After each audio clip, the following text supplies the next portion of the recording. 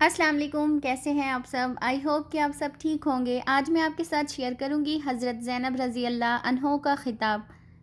تو چلیے ویڈیو کو سٹارٹ کرتے ہیں۔ حضرت زینب رضی اللہ عنہ عورتوں کے مجمع میں پیچھے ہو کے بیٹھی ہیں۔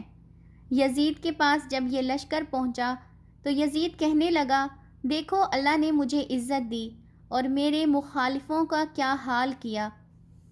تو حضرت زینب رضی اللہ عنہ بول پڑی، اتنے دکھ سہے، اتنے صدمے سہے، لیکن آواز توانا تھی، جاندار تھی۔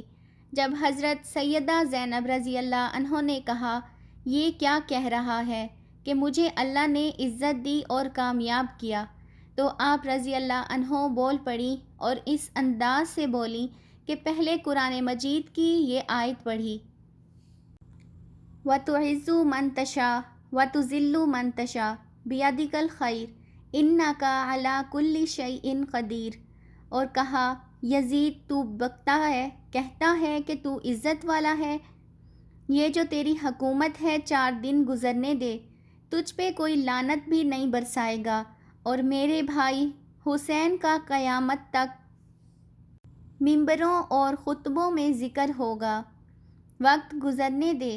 جب حضرت زینب رضی اللہ عنہ بول رہی تھی تو نبی کریم صلی اللہ علیہ وآلہ وسلم کے ایک نابینا صحابی تھے جو پاس بیٹھے تھے، نعمان بن بشیر کا ہاتھ ہلایا اور ہلا کر کہنے لگے، کیا علی رضی اللہ عنہ آ گئے؟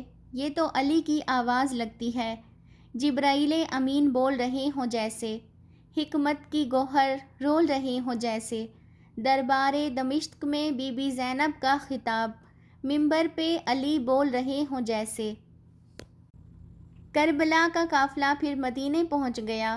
3 سال یزید ملعون نے حکومت کی، شرابیں عام ہو گئیں، مکہ پر حملہ ہوا، خانہ کعبہ کا غلاف جل گیا، مدینے پہ حملہ کیا، 3 دن مسجد نبوی میں گھوڑے باندھے، صحابہ کو نکال کر اپنا امام مقرر کیا، لیکن پھر امت نے اسے قبول نہ کیا، وہ رسوا ہوا اور آج تک رسوا ہے، لیکن امام حسین رضی اللہ عنہ کا نام کل بھی زندہ تھا اور آج بھی زندہ ہے اور قیامت تک زندہ رہے گا۔ آخر میں ایک شعر عرض ہے، افضل ہے کل جہاں سے گھرانہ حسین کا، نبیوں کا تاجدار ہے نانا حسین کا، ایک پل کی تھی بس حکومت یزید کی، صدیاں حسین کی ہیں زمانہ حسین کا۔ کروڑوں سلام اہل بیت پر۔ آئی ہوپ کہ آپ کو آج کی میری یہ ویڈیو اچھی لگی ہوگی، تو چینل کو سبسکرائب کرنا بالکل بھی مت بھولیے گا۔ ملتے ہیں نیکسٹ ویڈیو میں، ٹل دین اللہ حافظ۔